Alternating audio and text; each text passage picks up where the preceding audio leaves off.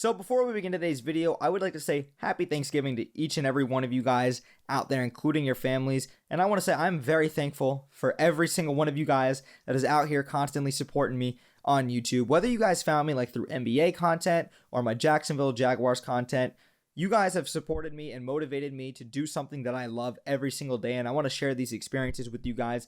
And that's why, I want to turn this into a career. The skill set that I've learned through YouTube, whether that is through YouTube or maybe I start a career with the team, broadcasting or reporting, whatever it may be, you guys are always there every step of the way supporting me. And like I said, I want to share these experiences with you guys. And thank you guys for continuously supporting me. And happy Thanksgiving to everyone out there. Now, before we begin today's video, I'd like to give a huge shout out to FLTeams.com, who I've partnered and collab with. At FLTeams.com, we do sports articles and blogs on the daily regarding sports teams in the state of Florida from the collegiate and at the professional level. If you guys would like to go check out FLTeams.com, I will link to them down below. And also, don't forget to drop me one of these. Now, heading into this preview matchup, the Atlanta Falcons will be traveling to Jacksonville to take the Jaguars on. And the Atlanta Falcons really and truthfully have not recovered from that Super Bowl recovery. Everything's really just gone downhill since then. Very similar to how the Jaguars have not really had any uphill battles from the 2017 AFC Championship game. Everything's just kind of gone downhill from there. But, the Jaguars are starting the first year of a brand new rebuild now. But with the Atlanta Falcons, offensively speaking, just not a great team. Number 29 in offensive yards per game, number 30 in rushing yards per game, and number 27 in points per game as well. This Atlanta Falcons team is just really struggling. And, I don't blame Matt Ryan. 15 touchdowns, 10 interceptions, about 2,400 yards passing. Matt Ryan's just not what he used to be, right? Matt Ryan's always been a very good top-tier quarterback. He's never been great or elite. Even when he was having that MVP-like season, Matt Ryan's always just been a very tick above average, solid NFL quarterback. And I think that this was the year that the Falcons needed to move on from him, right? I know that they don't have Julio Jones anymore. He's with the AFC South opponent in the Tennessee Titans. He's struggled to stay on the field with some injuries. Calvin Ridley has been out the last month or so with mental health issues. And I want to say on a quick side note that I'm absolutely praying for Calvin Ridley. And I think what he did was amazing. There's so many that don't speak up about their mental health issues. And this is a worldwide thing, something that I don't think gets talked about enough. And I like that he's bringing more awareness. And I just pray for nothing but the best for him. Something that I've gone through and that I know a lot of people go through every single day. And I just want to say my prayers, thoughts, and condolences are with Calvin Ridley. But back to the Falcons, I think that this was the season that they needed to move on from Matt Ryan, right? It's not because Matt Ryan can't be a good quarterback anymore. He really doesn't have a lot of offensive weapons. But speaking of weapons, they took Kyle Pitts. And I am a big diehard Gator fan. And Kyle Pitts is a phenomenal player and will only continue to ascend in this league as one of the best versatile weapons in the game. But the problem is they had Justin Fields or Mac Jones readily available to them, and that's who they should have taken, right? Mac Jones looks a lot better than he actually is because he's playing in a system with Josh McDaniels and Bill Belichick, two of the best. And I'm not knocking Mac Jones. He's a very good quarterback, but when you're playing with Bill Belichick and a team that went 7-9 last year, he's going to look a lot better, right? But Justin Fields was there. That's who they should have gone with.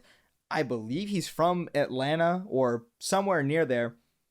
The Falcons needed to move on from Matt Ryan. Let this be a rebuilding team now because that's honestly where this team is. And the Atlanta Falcons are just struggling. And defensively, not very good either. I mean, Dante Fowler Jr., the Jaguars' former first-round pick back in 2016, is leading them with 2.5 sacks on the season. They've got a very good linebacker. Excuse me if I can't pronounce his name. I know I'm going to botch this. Foyesade Oluwakun? I don't know. He's really flown under the radar. This guy has not been talked about enough, but he's a very good linebacker that has flown under the radar. And excuse me if I did botch his name. 110 tackles on the season as well. And I do like some of their defensive pieces. AJ Terrell, Grady Jarrett's obviously a great defensive lineman. We all know about him. And Richie Grant, their second-round pick out of UCF. I was a very, very big advocate for the Jaguars to go and get Richie Grant at number 45 overall. He was taken at number 40. I think this guy's going to be a phenomenal safety in the league one day. And I think the Atlanta Falcons got a steal there. They've got a lot of solid pieces on this team that they can build with. Obviously, I didn't even mention Cordell Patterson offensively speaking. He's a great versatile weapon.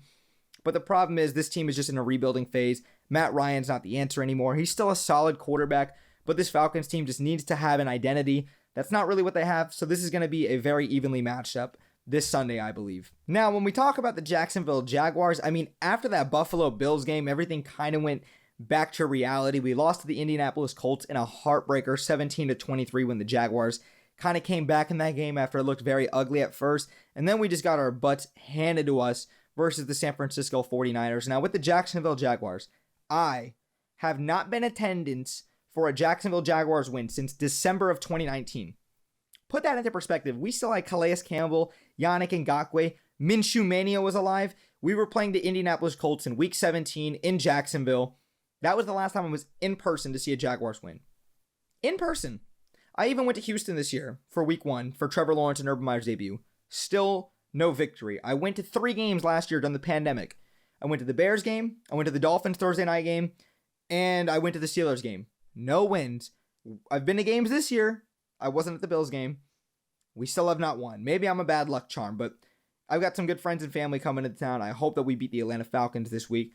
But the Jaguars just struggling. Darrell Bevell has clearly shown to be a huge problem, our offensive coordinator on this team, getting guys in a lot of ISO routes and situations where they're not getting a lot of picks and rubs and opening up gaps for guys and receivers who are not very talented to get open. When you talk about guys like Laviska Shenault, Marvin Jones Jr., Jamal Agnew, who's now out for the season, and we're praying for him as well, and a handful of other guys, Laquan Treadwell, John Brown, the newly acquired wide receiver, and we got Jadon Mickens back. We love to see Jadon Mickens back, but these guys aren't very talented. None of these guys are number 1 or number 2 receivers.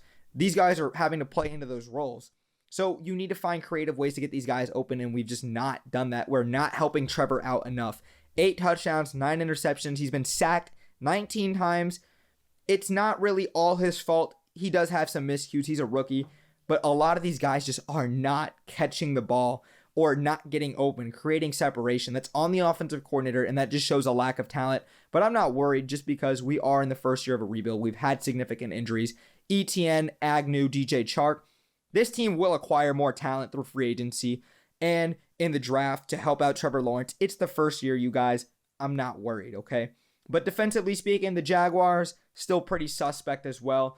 I mean, Damian Wilson's leading our team with tackles, 72 tackles. Josh Allen's been phenomenal this season, but we only have 4 interceptions, right? Shaquille Griffin's still in concussion protocol, I believe. I think he's actually listed questionable for the game.